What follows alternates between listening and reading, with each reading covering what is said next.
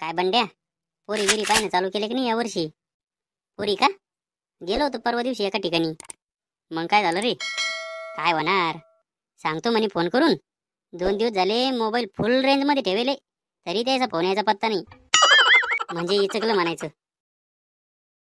यावर्षी पण सांडच राहतो म्हणायचा. मग पण लग्न होतंय, पण आमचे शेजारचे लोक आहे ना, हे पिना मारतात.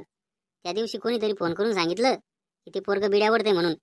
मग ते लोक कशाला मरायला पोरगी देणार आहे का? एकदा मग लग्न होते रे, मग दाखवतो यायला माझा झटका. होतंय का पाय आधी. म्हणजे तुला काय म्हणायचं, मग लग्न होत नाही आहे ना? लय बार बाप आहे रे तू. आणि तो काय दिवे लावले सांग बरं.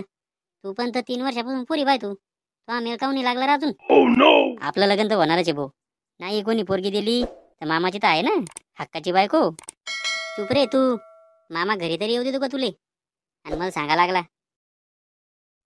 मामा घरी येऊ देत नाही म्हणजे? त्यानं नाही येऊ दिलं तर मी तो घरी नसताना जात असतो. आपलं कामच लय डेंजर आहे. ते काही असो, पण आपलं फिक्स आहे यावर्षी. काय घंटा फिक्स आहे? सगळ्या गावाला माहिती आहे तू कसा आहे तर. कसा आहे म्हणजे? जाऊ दे आता, कशाला बोलायला लाव तू. नाही सांगत आता मी कसा आहे ते. सगळ्या गावाला माहिती आहे तू भोंगळ्या नांगूळ करतो म्हणून. आणि कोण पोरगी देणार आहे तुले? तू मा नको विचार करू. तू पाय. आपलं तर फिक्स आहे बा. आपलं लग्नच होत नाही. पिंट्यात तो काय मिळे तो होईल नाही यावर्षी. काय सांगावं आता. पोरगी पाहायला गेली की पोरीचा बाप म्हणतो वावर पाहिजे, नोकरी पाहिजे. पोरीच्या बापाजवळ काही नसलं तरी चालते, पण पोराजवळ सगळं पाहिजे. आता मी 10वीतच 4 खेप सपल्या मारेले, आणि नोकरी कुठून देऊ याले? हो ना, मी आपण अभ्यास केला असता तर एखादी हलकी फुलकी नोकरी लागली असती. का रे, आपलं जर लग्न नाही झालं तर कसं होईल?